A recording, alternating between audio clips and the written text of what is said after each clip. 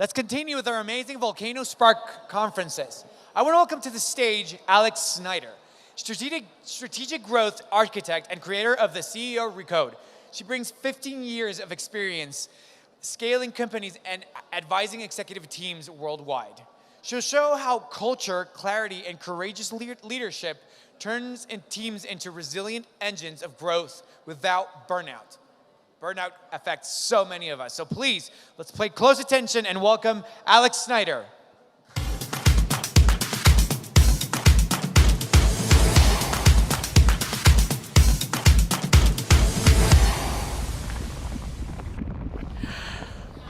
Okay, who here remembers that magical era when we lived indoors in pajama fashion 24/7? You guys know what I'm talking about, right? Some of us were baking like we thought it might be our next job. Where were you when COVID hit? Do you remember? Yes. I remember as well because I was in an airport boarding a flight from Bali to Toronto to close an acquisition deal for our business. I was buying books, snacks. It was a glorious time. Fast forward 36 hours, 3 flights, 2 layovers, and 1 very jet-lagged Alex later. I landed in Canada, and the borders closed. A little disorienting at first, but hey, I got to ride out jet lag in my pajamas, like, it could be worse. Well, 3 weeks later, the deal, dead. Clients defaulting, the global economy imploding.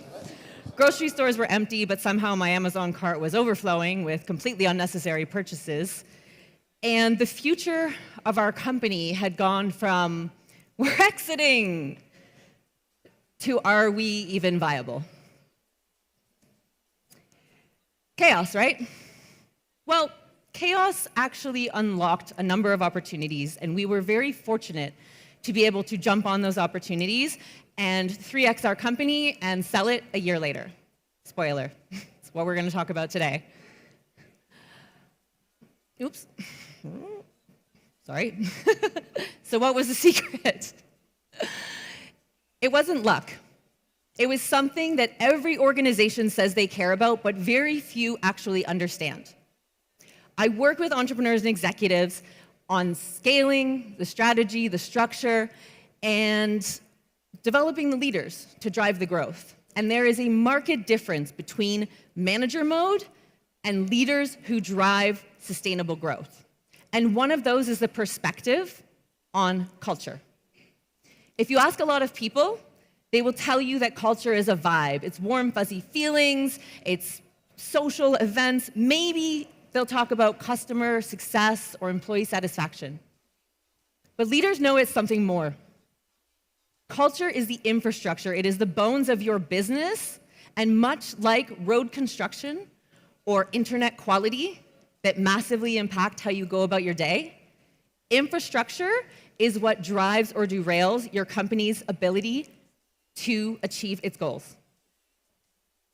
So, by being a culture-first company, we were able to not only resurrect our company from the absolute evisceration that we faced in the first few months of COVID, but we were able to pivot and innovate and build a unique, high-performing team, which we were then able to turn around and sell. And I'm going to tell you how we did that. So hi, I'm Alex Snider, ex-consultant, startup operator, strategist, turn-scale whisperer. I've spent the better part of 20 years fixing, building, growing, and selling companies. And what I have learned is that no amount of capital or strategy will save you if your culture is lacking. I've worked on multinational transformations, multi-billion-dollar deals, high-performing teams across 4 different continents, and I scaled a tech company through crisis to an exit. I'm a strategic co-pilot, a second brain. Leaders call me when survival mode isn't cutting it anymore. But even with all of that, nothing tested me the way the 10 months after that flight did. So, buckle up. Our company, Patio Interactive, was a digital reality development and design agency, and we had bootstrapped our way to a rather enviable position, but we also faced a dilemma. Do we double down and keep building new capabilities, or do we become part of a bigger ecosystem? As luck would have it, we quickly found ourselves in negotiation with a serious buyer in Q1 of 2020. Cue me getting on a flight to Toronto to get the deal done. And then the world changed overnight, everything became irrelevant, and we went from exit ready to can we even survive?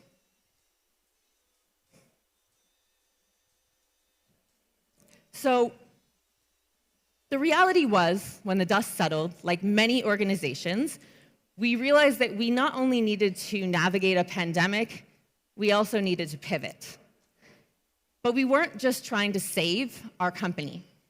We were actually stress testing the core beliefs that we had built our company on, and you may be familiar with some of those. The main one was anti-fragile. So it's the concept that you can not only survive stress, volatility, and failure, but that an entity can actually benefit from it. We actually believed in this so strongly that our motto was thrive in disruption. It's what we aim to do for our clients, and it's what we wanted to be able to do. So what a better time to prove our words, stress test them. We really believe that being a culture-forward company was the way to beat the odds, to thrive in any situation, and that how we do things is who we are. So, TLDR, we needed to build a team that could operate in chaos and still deliver magic. And so that's what we set about doing. And if I take you back really quickly in my consulting days, I had seen this culture first play out multiple times. Lack of culture was the Achilles heel for so many organizations. I worked in one particular metals company, and they were flying high. Prices of their commodity were astronomical, they were great. But the CEO said, we are profitable despite ourselves. They saw it for what it was. They saw the weak spots just waiting to crack. And unfortunately, eventually it did. Their commodity price tanked, and the toxic culture, the silos, the lack of alignment tanked them. They had to restructure overnight. It took them years to rebuild. It cost them millions, if not billions of dollars. And if they hadn't been part of such a large, not-to-be-named organization, they wouldn't have survived. But this lesson stuck with me. The lesson that favorable conditions can absolutely obscure core issues in the short term. But when the pressure hits, and it always does, the foundation of the house is tested, and culture is a key pillar of being stable through storms. So, back to our favorite communal trauma, COVID. Patio was an immersive technology company, and whether it was the chaos of COVID or necessity or just the absolute lunatics that entrepreneurs have to be, we decided that this was the moment for us. This is what we had built for. We were here to deliver on our belief that we could thrive in disruption. And what we did, just for context, was use immersive technology tools, think augmented reality, virtual reality, interactive projection mappings, to build business tools in all different aspects. So sales, investor relations, onboarding, employee engagement. And so when COVID hit, as you know, everything changed overnight. Living, working, even celebrating from home became the reality. Well, 70% of our tech projects were related to in-person events and experiences. And I can tell you, absolutely nobody was putting on a shared headset anytime soon. But we didn't know what was next. We just knew that we needed to pivot, and pivot fast. And so we asked. We asked every client, every connection, what do you need? And how can we help? And if there was any way that we could add value, we jumped in, we rolled up our sleeves, regardless of scope, role, etc. We found a way to collaborate on every project and every product while we collected the data on what was actually needed. And then we built the rocket while we flew to the moon. We couldn't wait to be perfect. We had to launch, iterate, learn on every project, and we had a bias for action. Because action builds momentum, momentum builds belief, and thank goodness, belief brought in millions of dollars in RFPs. So, we did things a little differently, but the main thing was we not only doubled down on our culture and found a way to make it work in a remote situation, but we found a way to strengthen it as we quickly scaled our team. And we scaled it with A players.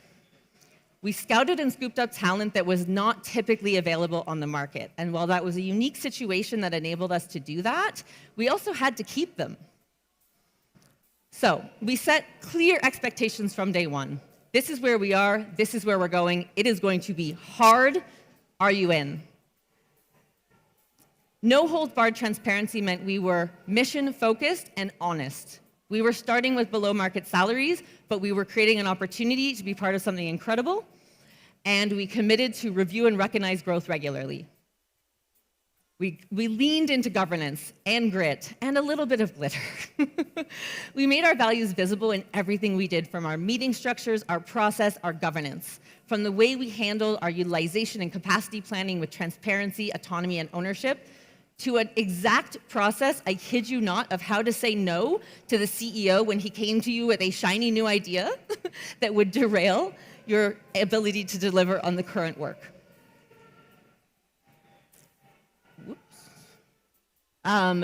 We also, of course, were a tech company. We had a lot of fun tools, and we did use them for virtual watch parties and virtual games and connection activities. So I'm not here to tell you that you can't be fun. Look, Google had shit on us. We were all over the map using our tech, but it wasn't what saved us. It was a nice to have that fostered the connections that our structure was building. So we also used feedback as fuel, okay? We over-communicated and we normalized feedback every day for everybody, from everybody. We used some innovative tech and protocols, but we also leaned into good old-fashioned super users and champions to lead the way and make sure that we were amplifying what could so easily have been diminished by the distance. We leaned into infrastructure and not vibes. So if there's one thing that I took away from this, this lesson held true in so many ways. And it all went perfectly. Done, thank you. No, of course not. When you swing for the fences, it rarely does. There is always some bumps in the road, and we hit our fair share. And you guys might be familiar with this. Has anyone here had to let someone on your team go? Yes, of course, right? It's uncomfortable. A players only. Even A players are not always perfect. We didn't hire perfectly. There's some colorful ways you can find that out. Our highest paid employee that was like everybody's favorite person turned out to not be good at their job, and everyone liked them so much that they were propping them up. So we had to have some difficult decisions. We had to be decisive and have uncomfortable conversations and have them in a timely manner, because you're probably familiar with this research around proximity to high performers, low performers. It stands true in every situation, but we were operating with no margin for error, okay? I mean, it sounds like a great story, but it was a rough ride until the end, and I'm getting to the end. We also had to really stretch. So who here has had to, I don't know, do a job that you weren't hired for, or do something in public for the first time with minimal preparation, other than me being on this stage? We were asking our teams to learn new capabilities, make mistakes, be open to feedback. So we had to do the same thing. Being a leader isn't about having followers, it is about going first. So we were out there using tools we hadn't even heard about 2 weeks earlier, leading workshops, taking on every role. So we doubled down, we walked the talk, we led the team, we pruned the team, and it worked out. 10 months later, we had not only come back, but we had actually 3x'd our revenue. More importantly, we had built a team so cohesive they weren't just staying, they were recruiting their friends to join the mission. More A players. And we did successfully exit in a significantly better position than we had planned a year earlier. Why? Because we weren't selling code. We were selling a team and a culture that made the impossible happen and could confidently do it again and again as the world continued to shift. So when I say culture is not perks, it's infrastructure, I really, truly mean it. And I've just told you what that looks like, so for the interest of time, I'm not gonna run back through this.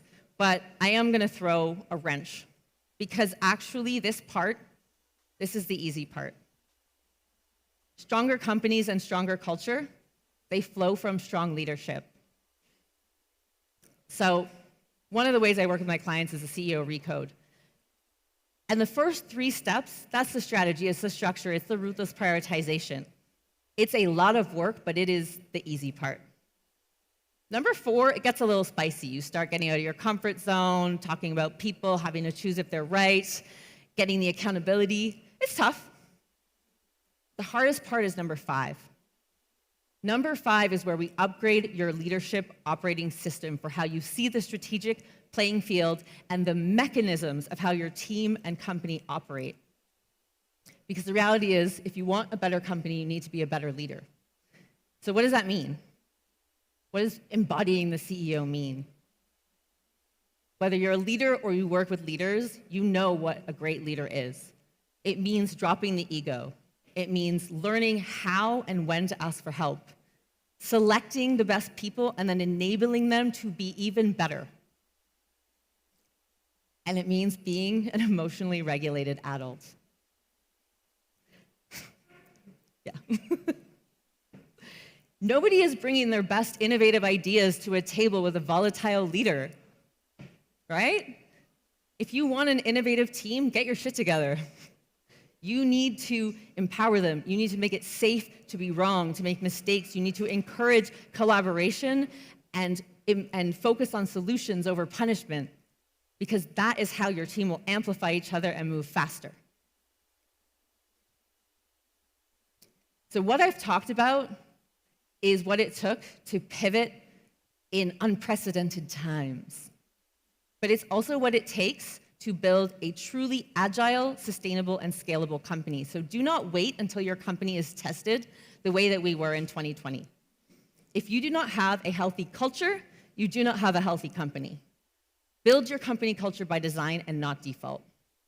So if you're sitting there today and you're thinking like, oh, maybe that's me, these are the 3 things that I would do to get started. Audit your infrastructure. What are you enabling? What are you tolerating? What are you reinforcing? Where are the traffic jams that are derailing you? Ask yourself, regardless of what leadership role you're in, am I truly the best version of me? Because your team takes their cues from you on the daily. Not your curated moments, your break room vibes, and the breakdown moments. And build your pit crew. Get self-aware, understand yourself. What are you truly incredible at that drives the needle for your business? Get support, get coaching, and then build a team around you that amplifies that. That's how you get to the moon. So, as I said, I've done day 0 to billion-dollar boardrooms. I love it all. I love every stage of business. I would love to connect with you, either in the crowd or on LinkedIn. And if for some reason what I have talked about doesn't give you an opener, the icebreaker is, tell me about the time you got stranded on a pier in Galapagos Islands. It's a great story. And I will leave you with this. Culture is not how your team feels. It is how your business functions in meetings, in decisions, and especially in breakdown moments. So build it by design, not default. And if you want a stronger company, become a stronger leader.